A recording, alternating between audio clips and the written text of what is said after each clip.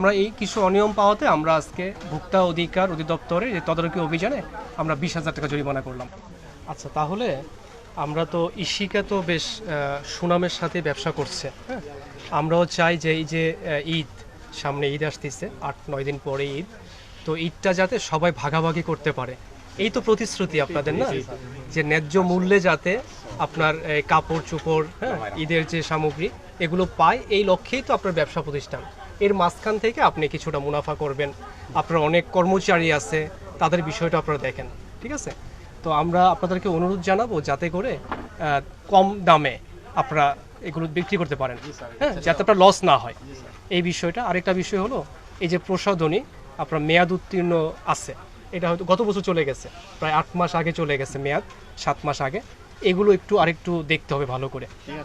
আরেকটা বিষয় হলো এই যে বাহিরের যে প্রসাধনীগুলো আছে, এইটার দাম কিন্তু আপনারা লিখতে পারেন না আইন অনুযায়ী। এটা লিখবে কারা? যে যারা আমদানি করছেন, ইম্পোর্টার, তারা লিখবেন দামটা, হ্যাঁ। যদি এরকম লেখা হয় তাহলে আমরা কনফিউজ যে আসলে এটা কি সত্যিকার অর্থেই বাহিরের নাকি নকল বাংলাদেশে কোথাও তৈরি হয়েছে, এই বিষয়গুলো। যারা যে ডিলার আছে, সোল ডিলার বাংলাদেশে, তাদের তারা লাগিয়ে দেবে, মানে তাদের কাছ থেকে আবার স্টিকার নিয়ে আসবেন, আপনি লাগাই দেবেন, সেটা কিন্তু নিয়ম না, ঠিক আছে? ওনারাই জানেন যে কত টাকা দাম।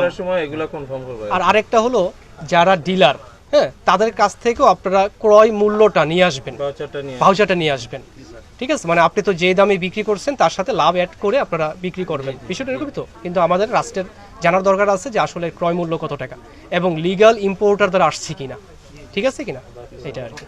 তো আমরা কিছু অনিয়ম পেয়েছি বিশেষ করে এইখানে, হ্যাঁ, আমরা একটু জরিমানা করব। আর দাম দেখলাম যে আপনি লিখেছেন 2800 টাকায়, 2800 টাকা নিয়ে আসছেন 1900 টাকা, তাই না? 1950 টাকার জিনিস আপনি প্রায় 1000 টাকা লাভ করছেন।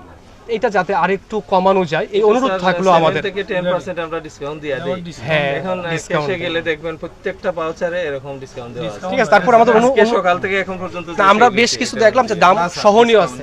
আপনার 500, 700, 800 টাকা দামের শার্টও দেখলাম যে আছে, ভালো মানি আমার কাছে মনে হলো।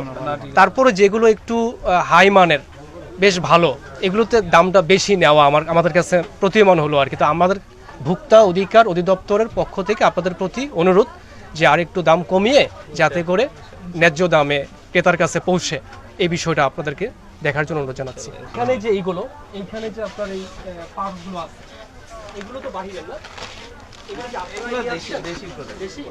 দেশি প্রোডাক্ট হলে এই যে দামটা তো লিখছেন আপনারা, না? হ্যাঁ, সবচেয়ে দামি পাঁচটা দেখি, এটার দাম কত টাকা? 4100 টাকা। এটা কি লেদার না তো মনে হয়? না, লেদার রেক্সিন সম্ভবত, না? এই দামেও সম্ভব না, লেদার সম্ভব না। তো যাক, তাহলে আমরা যেটা অনুরোধ জানাবো, এগুলো মানে খুব বেশি দাম না লেখে আপনারা যাতে সীমিতভাবে ঈদটা ভাগাভাগি করা যায় সবার সাথে, এই অনুরোধ। তো আমরা এই কিছু অনিয়ম পাওয়াতে আমরা আজকে ভোক্তা অধিকার অধিদপ্তরের যে তদারকি অভিযানে আমরা 20,000 টাকা জরিমানা করলাম, ঠিক আছে? প্রিয় দর্শক, এতক্ষণ আমাদের সাথে থাকার জন্য ধন্যবাদ। সেই সাথে আমাদের পরবর্তী নিউজটি দেখতে এখনই আমাদের চ্যানেলটিকে সাবস্ক্রাইব করুন এবং বেল বাটনে চাপ দিয়ে রাখুন। এছাড়াও আমাদের সাথে ইমেইলে যোগাযোগ করতে পারেন। আমাদের সাথে ইমেইলে যোগাযোগের ঠিকানা রূপান্তরসংবাদ@gmail.com। আল্লাহ হাফেজ।